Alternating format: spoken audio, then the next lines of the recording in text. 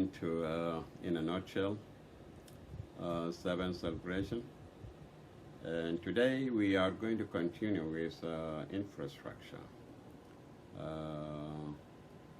We are going to talk about housing, and then we will continue with how to provide long-term security and peace all around South Sudan. And then we will talk about the role of youth, the role of women, and also other topics. So let us start with housing. You know, housing is one of the most important physical infrastructure that accommodate people and also offices, businesses. So if we have to move from traditional life to modern life, that means that we have to build a new housing system. So we are going to leave the traditional African tukul or hut, which is not anymore reliable to modern infrastructure in terms of electricity, in terms of installation, like all this. So they need some kind of solid foundation, solid materials, and safe and reliable, more secure. So we must move from that traditional tukul or hut to a more secure, reliable housing system that will provide security, safety, and also reliability. To achieve that, I think there is two options of investment. The government and the private sector can invest on that extensively by providing housing projects, building them all around those major cities or anywhere in South Sudan. Invest in them by building those complex of housing, and then rent it or rent them to the citizen, or in a way that they can gradually own them through a long-term or a short-term plan. So that will be one way to transform the lives of peoples and also the environment of the cities, and transform them to a modern cities with new and modern physical infrastructure. The other thing is that also doesn't have to happen randomly. It have to be planned in advance. That means that you need to have a simulation or a blueprint of Juba or other cities, how they will look alike. I mean, like, you have to design them, involve civil engineers, involve construction engineers, architecture, and all these kind of professionals to bring something really well designed, well planned, and to work for the long term. As I said, that the problem of South Sudan is not resources, but it is effective management, effective leadership, and all those kind of projects can be achieved in relative time if we manage those resources effectively. So housing is really, really very important, and this will transform the life of citizens. It will transform the economy, because you will have a reliable physical infrastructure, and that will accommodate investors, businesses, and all the needs for the new economy, booming one. So that's when it comes to providing long-term security and peace in South Sudan. We know that insecurity has been the norm, not the exception. So without security, what we have been talking about is nothing. It's actually a zero sum. Because security and peace are what will make everything be achievable.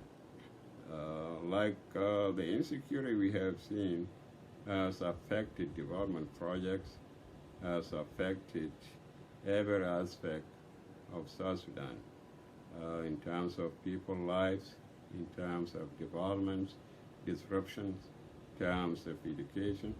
So there is nothing that actually can happen without providing security and inclusive security, long-term security and peace.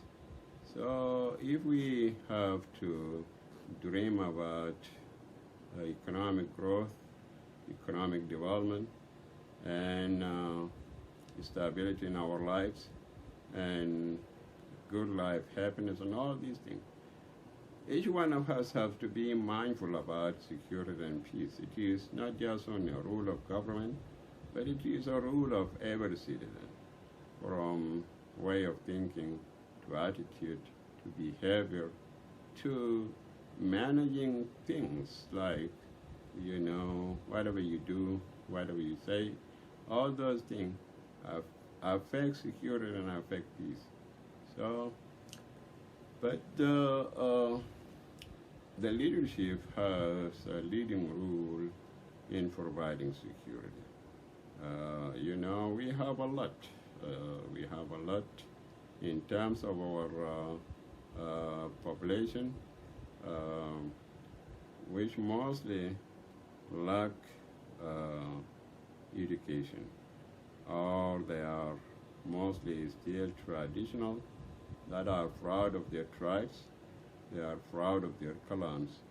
The way of thinking is mostly tribal-centric, clan-centric, or self-centric. So all the reaction, all these things can be changed or can be affected in a good way. So the leadership of the country, not just only the government, but the institution like churches, like civil services, civil organization, like a school, like a rule of actors, music, the rule of media, like South Sudan TV or other private TVs. Media is very important in affecting a positive public opinion. So if we have a good media that is really directed to create a new, peaceful, united, prosperous nations, that kind of mindset or public opinion, if created, it will be a factor, a main factor in achieving peace and security for a very long time. So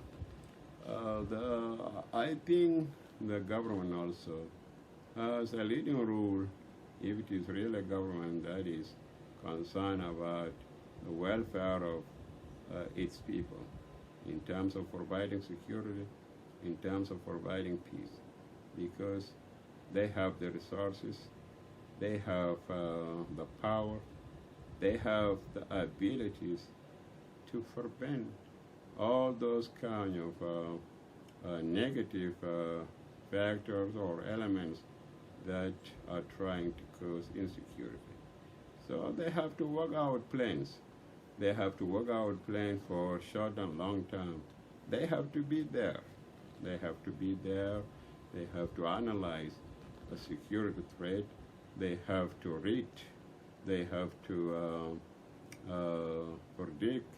They have to be there.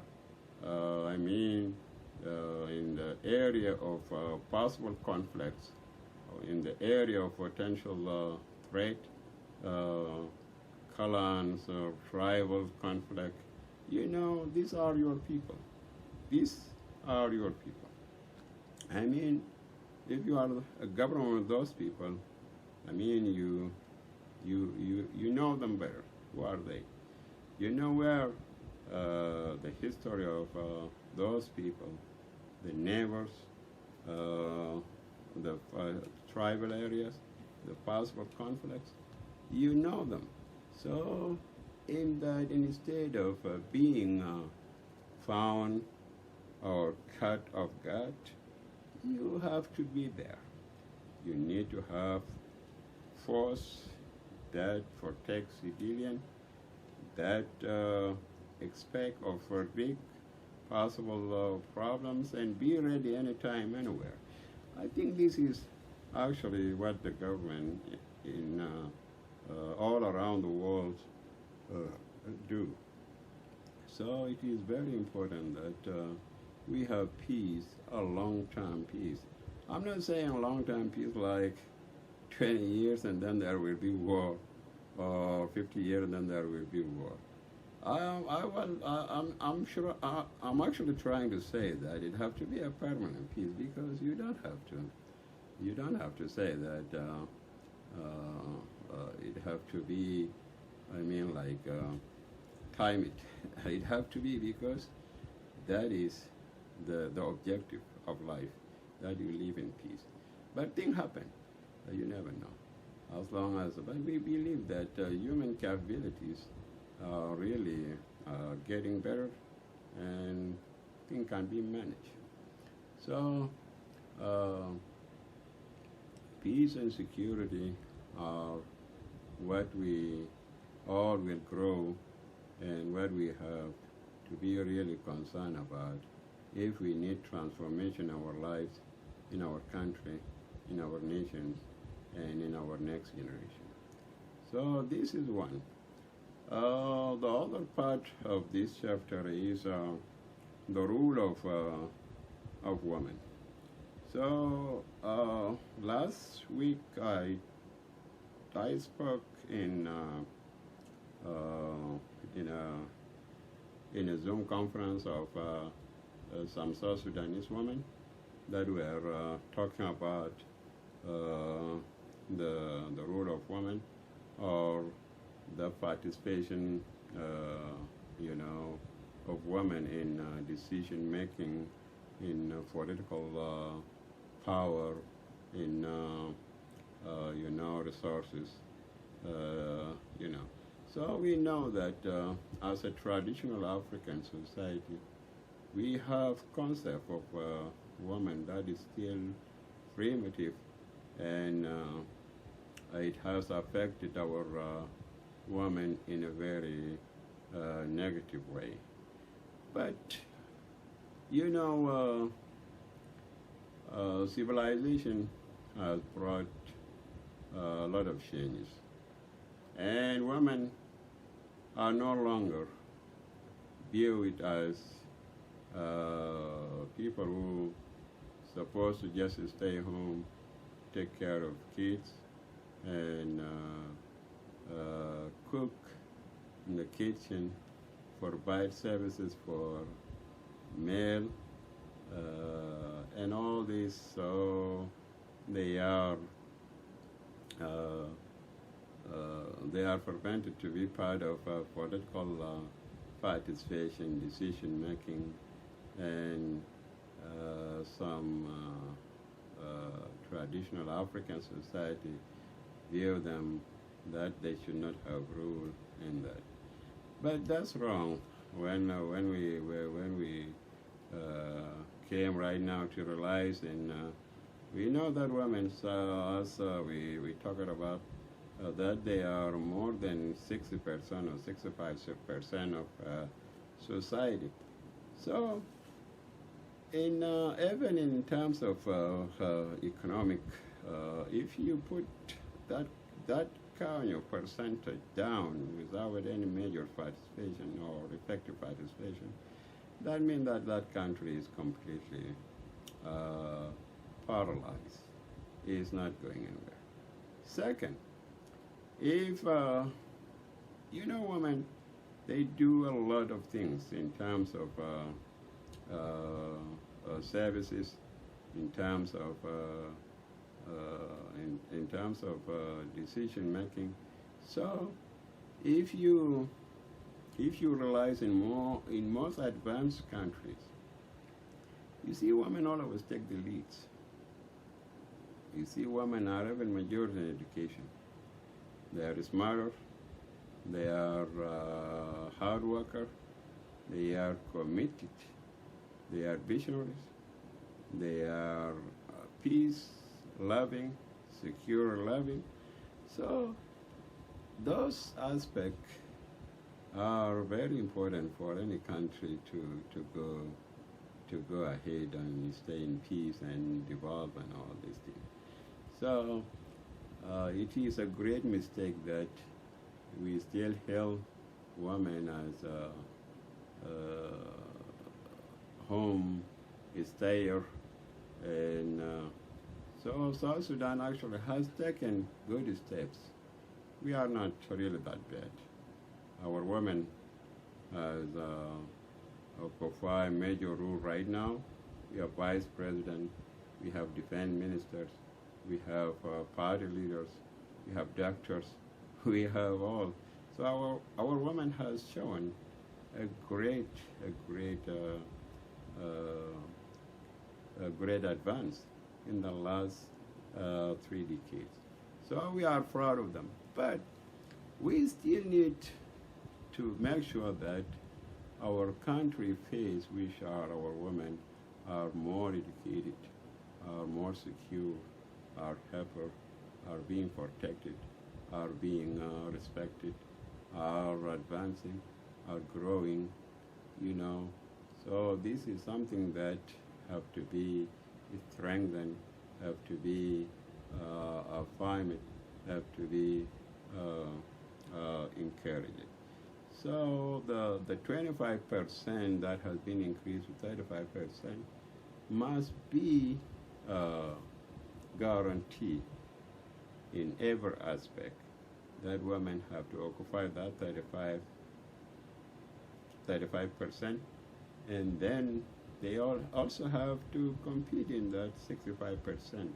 If we have to see in the next 10 years or next 15, 20 years that all our women are well educated, well represented, actively participating in decision making, in political power, in economic power, in social planning and decision. So we can also strengthen that with girl education by encouraging, supporting, and establishing the schools all around the country, and make girl education as a must. So those things are policies and action that in 15 years we will see that South Sudan, 98% of it, male or female, they will be at the same level and educated, active in politics, active in economic growth, active in social rule. So this is must be done from leadership above. Like right now we have Vice President Mama Rebecca and Defense Minister Mama Angelina and others. Those leaders must take lead to emphasize that that kind of of, of failure is strengthened. The other rule, which is the backbone of any country, the youth, which are the engine of all the activities in the country. So you cannot go anywhere without the heart of the nation, which are the youth. So the youth are active, are young, are energetic, are thinker, are ambitious dreamers, and all this kind of, so those are really the heartbeat of the dynamo of any nation. So if you neglect yours, that means that you're not going nowhere. That's why you must have a special attention to the youth, because you know that by taking good care of the youth, you are taking a good care of the future of the country and the nation. So here, in terms of education, that means that we have to provide professional education, training, technical, formal, build in them professional skills, high standard of moral, high standard of discipline, all those kind of good aspects of a culture of success. That means that we will have a great country. So we have to build all the kind of institutions, all the kinds of training for the skills, for knowledge, for sport, for orientation in terms of culture of success. So you have a youth that are strong, smart, healthy, talented, active, and fulfilling. So they must have a life, they must have future, and instead of just involving them in war and disrupting their schools, disrupting their lives, also you have to provide jobs. That is a must. So the unemployment is another negative aspect that actually frustrates youth. So you have to provide jobs.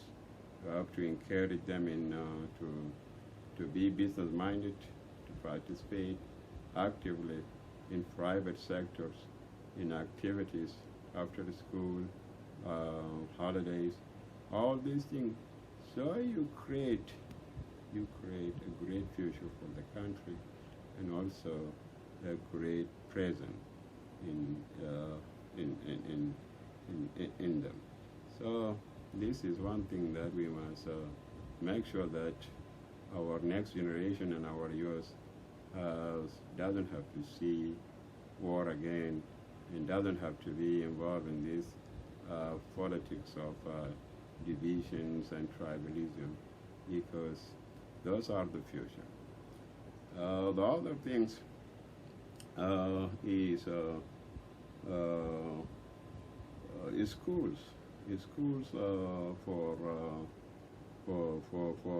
the youth, and we need to take care of that.